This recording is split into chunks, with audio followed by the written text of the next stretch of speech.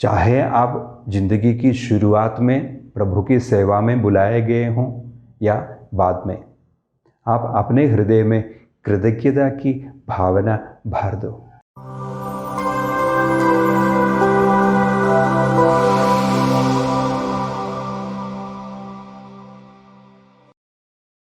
सबको जय यीशु।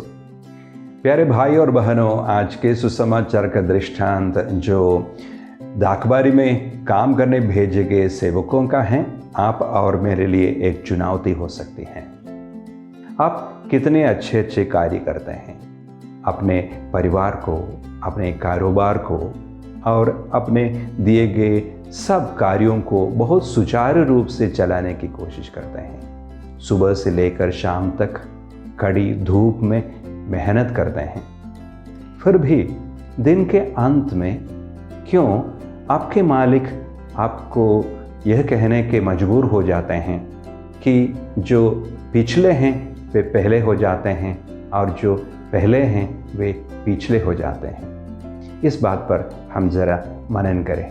शायद आपने एक शब्द से, शायद आपने आपकी बुरी बोली से आपके दिन भर की मेहनत के ऊपर पानी फेर लिया हो।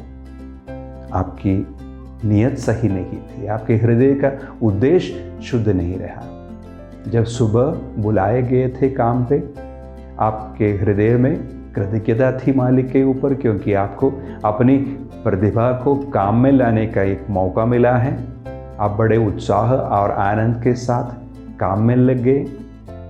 पर बाद में जब आपने देखा कि तीसरे पहर पर, छठवें पहर पर और 11वीं पहर पर कुछ लोग काम में आने लगे हैं, वे भी आपके साथ साथ काम में लग गए। आपने उनके प्रति यह विचार रखा, शायद मैं इनसे श्रेष्ठ हूँ और सुबह से लेकर काम करने के कारण इनसे ज़्यादा पुरस्कार के हकदार हूँ। दिन चलते चलते आपका ध्यान अपने काम से हटकर दूसरों को अपने आप तुलना करने में लगे। आपने अपने आप को दूसरों से श्रेष्ठ मानने लगे। चूँकि आप सुबह से लेकर शाम तक कड़ी धूप में काम कर रहे थे, आपने अपने आप को दूसरों से बेहतरीन पुरस्कार पाने का हकदार मानने लगे। जब मालिक ने आपको और दूसरों को एक बराबर का हिस्सा दिया, तब आपके हृदय के अंदर में जो मैल है, जो कलंक है, वह बाहर आने लगे। आपने वह बुरी बात बोल डाली जिससे आपके दिन भर के मेहनत के ऊपर स्वयं आपने ही पानी फेर लिया। उड़ाऊ पुत्र के दृष्टांत के जेठे पुत्र की बात भी कुछ इसी बराबर है।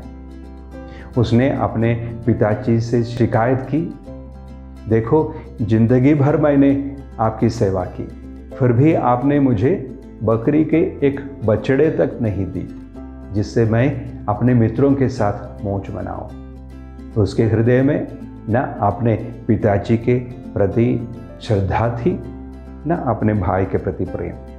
प्यारे भाई और बहनों, इस दृष्टांत द्वारा प्रभु आपको और मुझे चेतावनी दे रहे हैं। चाहे आप जिंदगी की शुरुआत में प्रभु की सेवा में बुलाए गए हों या बाद में, आप अपने हृदय में कृतज्ञता की भावना भर दो। सिर्फ प्रभु की ओर देखकर उसकी सेवा में लग जाओ।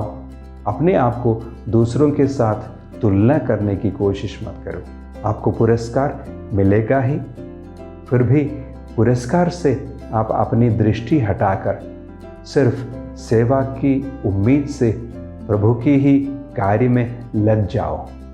यह समझो कि आपको अपनी प्रतिभा को विकसित करने के लिए प्रभु ने एक मौका दिया है और आनंद और उल्लास के साथ अंत तक प्रभु की सेवा करो। धन्यवाद।